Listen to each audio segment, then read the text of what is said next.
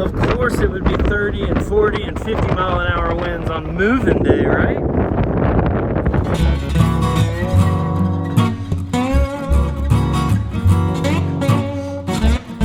What's happening? I'm Will. I'm Christy. And this is Pumbaa Dog. After years of overlanding across the United States, we decided to hang up 𝐼𝐼𝐼𝐼 and move full-time into imaging our 21-foot travel trailer.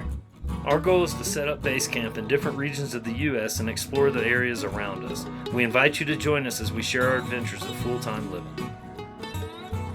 At one point today, there was like a microburst that caused water and dust to come flying up and basically splattered the entire side of Imogene here.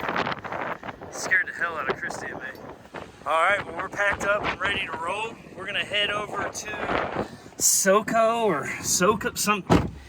I'll put the name right here. We're heading over there. That's where we're going to spend the night. But first, we got to go dump and pump at the little water treatment facility here in Carlsbad. How about a dust storm coming through Artesia? This is just south of Roswell. And as you can see, it's still windy. The drive up through New Mexico was absolutely gorgeous and provided one of the prettiest sunsets that we've seen on this trip so far. Also at night we were able to see more stars than we've ever seen before, and I have yet to find a prettier place to view them. We woke up in the morning to this beautiful desert scenery here filled with all kinds of different cacti. We couldn't stay long, we had to keep it moving, so we hurried up, made breakfast, and moved on down the road. Alright, so current situation is we got 70 miles and dropping fast because obviously we're towing. 70 miles till empty, and it is 60 miles to the next gas station that I found. So I think what I'm going to do is I'm going to get Christy to come up front here and hop in front, and maybe I can draft off of her, save a little bit of gas that way. So basically trying to just use her air, or let her break the air rather, and maybe get some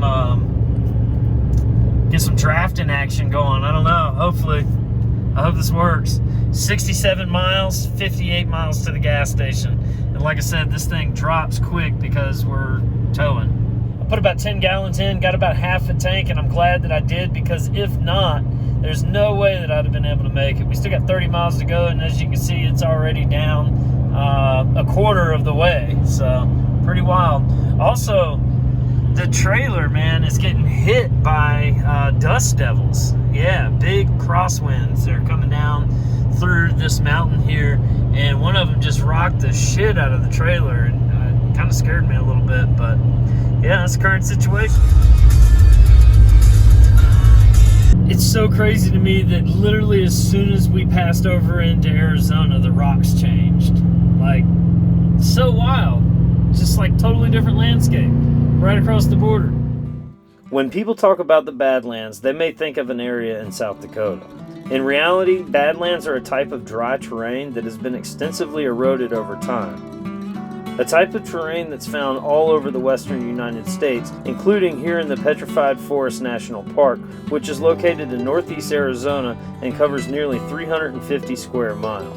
It's wild to look at this painted desert landscape today and think that it once was a humid subtropical climate filled with trees, rivers, and streams, but that's exactly what it was. Today it's home of the largest concentration of petrified wood in the world. 200 plus million years ago, this area was covered in trees that over time fell and became submerged in the water of those rivers and streams I told you about. Throughout time, with tectonic movements, erosion of rivers and streams, and with the help of volcanoes, those trees turned into rocks. Now, I know that sounds crazy, but that's exactly what happened. And of course, it's far more complicated than that, but I'll let you dive into that rabbit hole on your own. Just know that these trees, all these trees that you see right here, are now rocks. And they're very pretty rocks. It's probably one of the coolest things I've ever seen. The trees and logs aren't the only fossils you'll find here. This area is known to be one of the richest late Triassic fossil plant deposits in the world and contains more than 200 fossilized plants. Dinosaurs and other amphibians have also been found in this area. Aside from the awesome geology of this painted desert landscape here in the Petrified Forest National Park, there have been over 800 archaeological sites found inside the park. Evidence suggests that the earliest humans arrived here around 13,000 years ago. Some of these sites include remnants of an old village. Not only did they find an old apartment-like complex with over 100 rooms, but they also found various tools, food remains, and pottery. Along with the remnants of ancient structures and other artifacts left behind throughout thousands of years of human activity, the park also boasts over 650 different petroglyph sites, with the most popular being Newspaper Rock.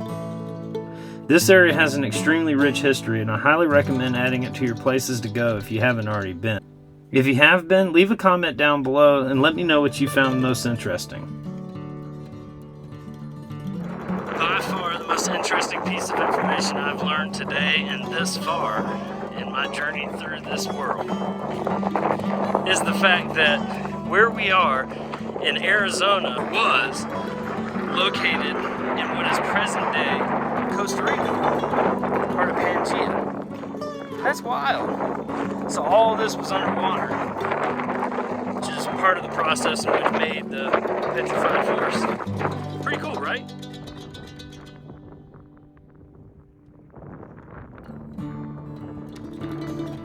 After checking out the park, we decided to go explore around the Painted Desert. This area is absolutely incredible, and it's one of those places that the camera just doesn't do it justice. All the different colors, all the different rock formations are really cool, and I highly recommend exploring this area if you have the chance.